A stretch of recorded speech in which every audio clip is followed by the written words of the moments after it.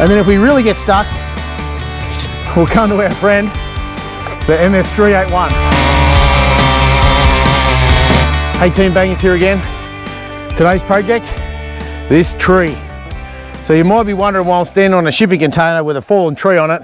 We came home, there's been a few storms here, and we came home one afternoon, the power was out.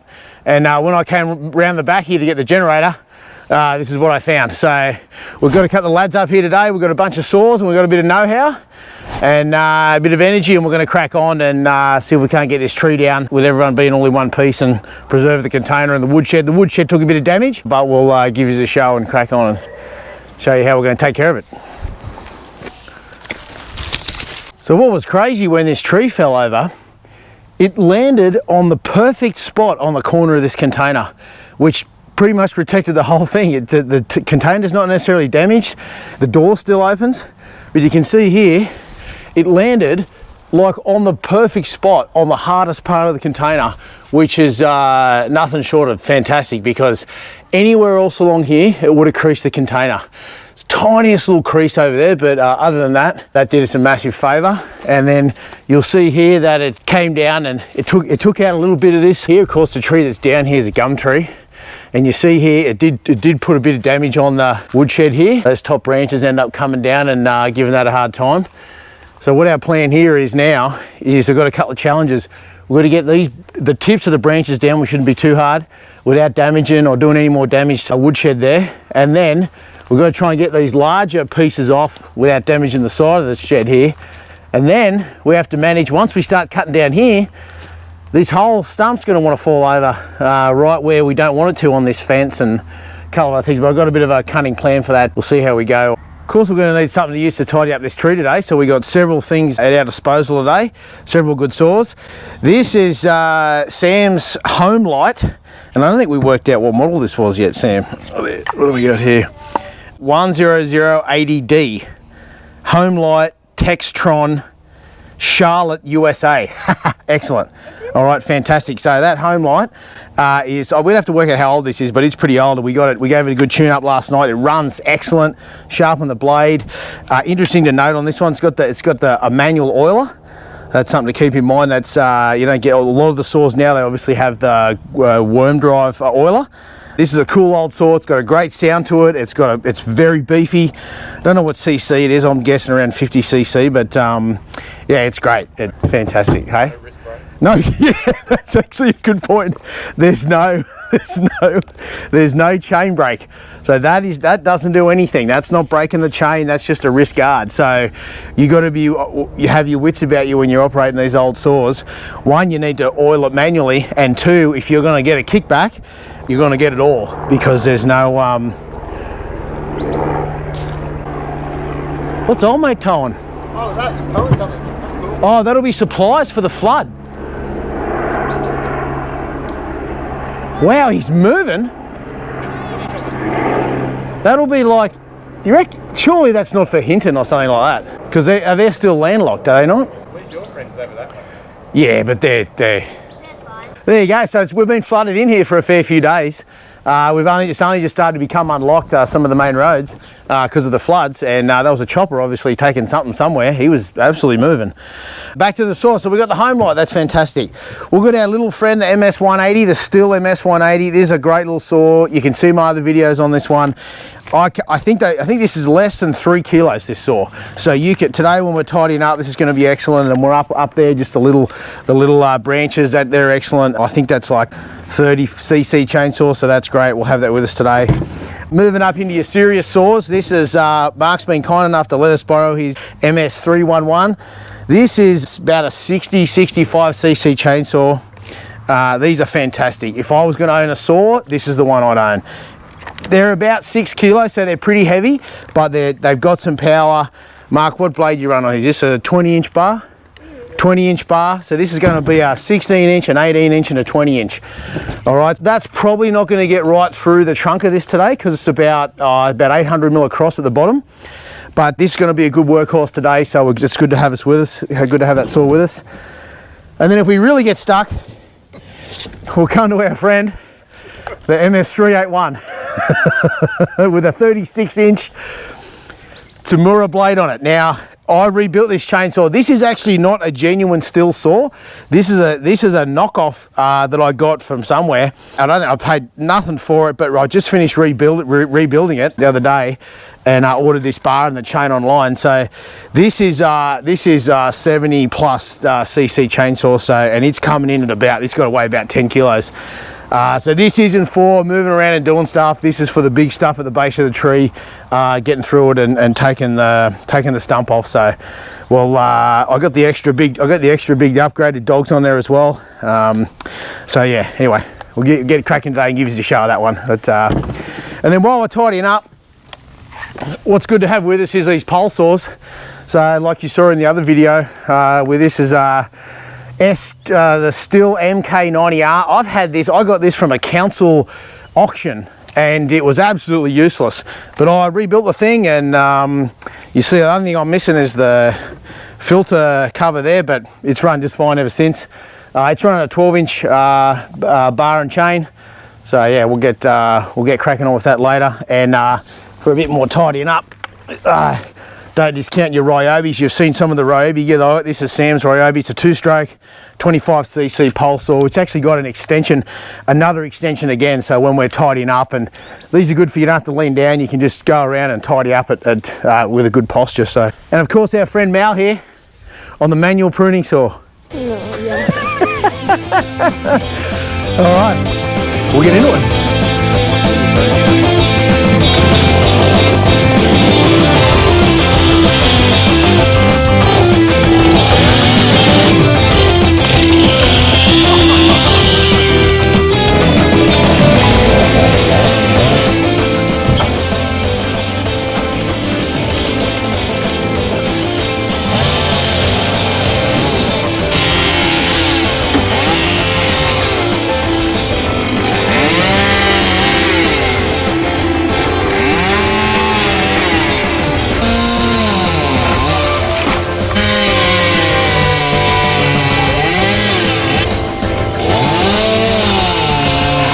It was at this moment that he knew he fucked up.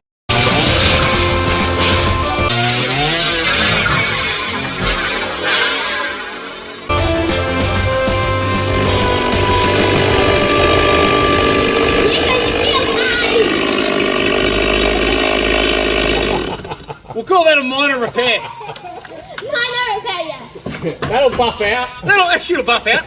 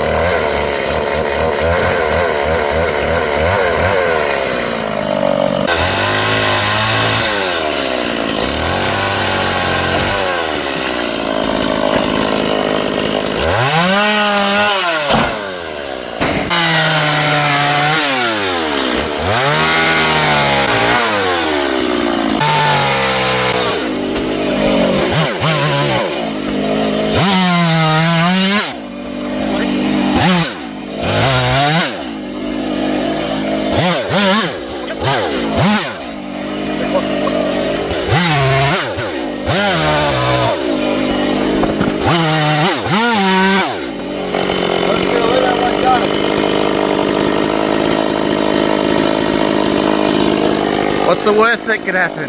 What's the worst that can happen? Take your shit? Well, always cut it. If I cut it, and then if I leave the back of it, it will swing out that way. So, but if I cut like that and leave the last bit, it'll swing towards me. So I'm going to put a back cut in it on this angle, and I'm going to cut it like that, and hopefully it should fall that way. Famous last words. Nothing like when a plan comes together. You won't hit the check. Yeah, that's right. Stay there.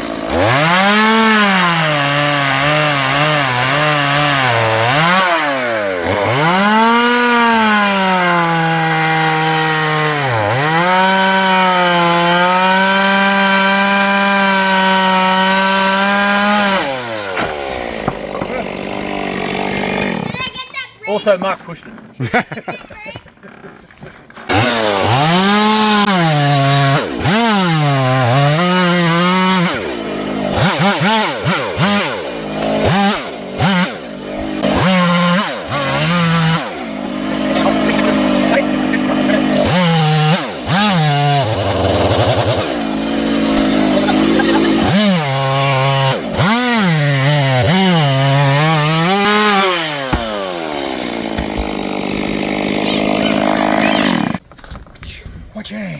Excellent, done. This is just about, we'll tidy up this other little bit. It's just about to the confidence. All right. Confidence king. All right. This is just about at the max of this saw now, so we might just tidy up these other little ones, and then we'll switch over. What we will do is we'll go get the Acro prop to prop that big boy up before we get going too much, till we get going a bit too serious.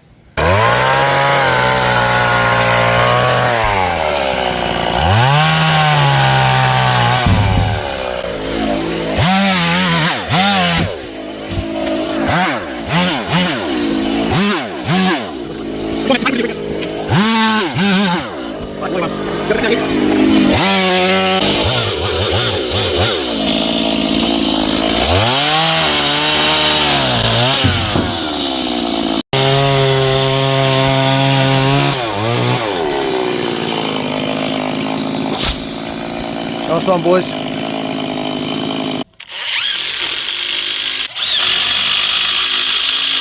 Okay, team, so here's the plan. We've got to get the tree to clear the fence and the container, and we want it to make sure that the tree didn't fall down while halfway through cutting it. So we've got an Acro prop here. We've screwed that into the top. The root ball's been there for a while, and the crazy thing about this tree is this was still growing. It was still the roots that are still in the ground are still alive. So I don't think that the tree is going to go left or right, but either way, we're not going to be in the way of it. We'll be ready for it. This is probably the most dangerous part of the whole thing. We're going to try and make a cut here, and we're going to use the cantilever weight of this to let that land back on the container. Mark's going to manage that up there, and then we're going to go down and take a cut from down there. We're just going to cut the base of both of these trees off and let it fall onto the ground and see what happens. We might even tie a rope on this one so we know which way. When I cut it, I can be standing on this side and it's going to pull over to that tree over there. So, all right, let's do it.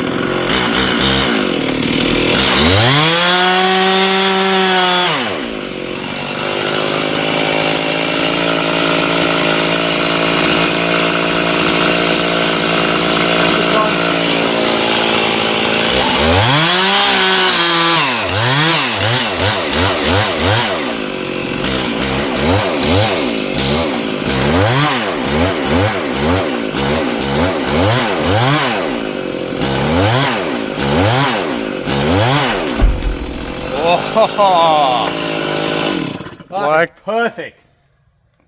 couldn't have worked any better. I'll do, boss. Go, Mark.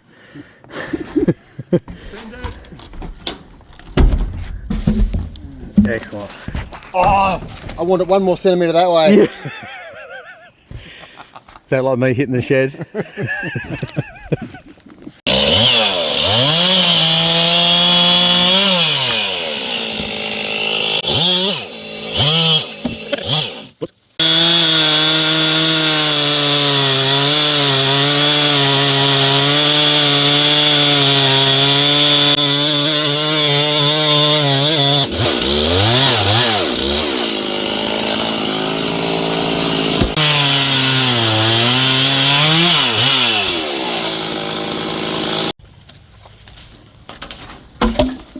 Solid sand, Mark.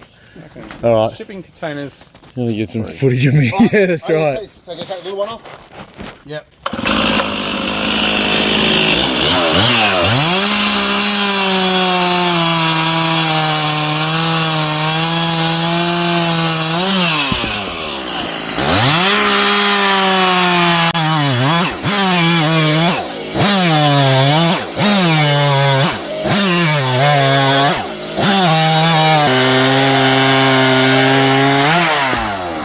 So we've got a couple of things to worry about here. The actual trunk of the tree being unpredictable and falling to somewhere where we don't want it, on me or one of the boys here. We've got a bit of timber here. It's hopefully going to fall away from the fence here and just back into the trip pen there. The other thing we have to be careful of is with these root balls, there's a lot of weight in this root ball. So as soon as we get the main trunk cut off, there's no weight, and it's just going to go bang straight back up to where it was. I haven't seen it a lot with these gum trees, but it can happen, especially after this thing started to keep growing. It should be okay. It's very muddy, but there's a high chance this can just fall back straight over its own weight. So no one under there, no one under here. What we're going to do is we're going to do a slight undercut. Then I'm going to come down and cut through here. We've got the big 381 here with the big bar on, and I'm going to wedge the top of it when I get about, I don't know, 200 mil in. And then at the end, I'll just be ready to go, drop it straight down, and this should just drop and roll away, and then just go from there. Famous last words. So we've got that ready, we've got the axe ready, so we can whack that wedge in. I'm going to try for an undercut, so I think we're going to go, I don't want to go too low because we can always do another cut. I think we're going to go right here. Yeah, that'll be perfect. Alright, here we go.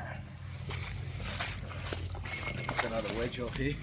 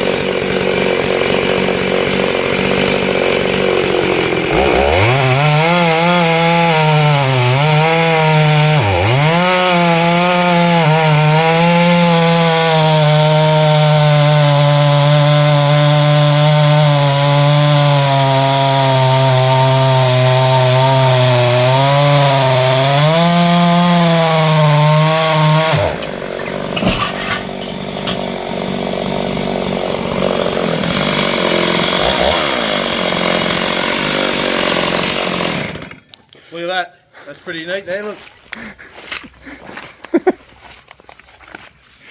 Beautiful. That saw's in good shape. All right, feeling good? Nachos time.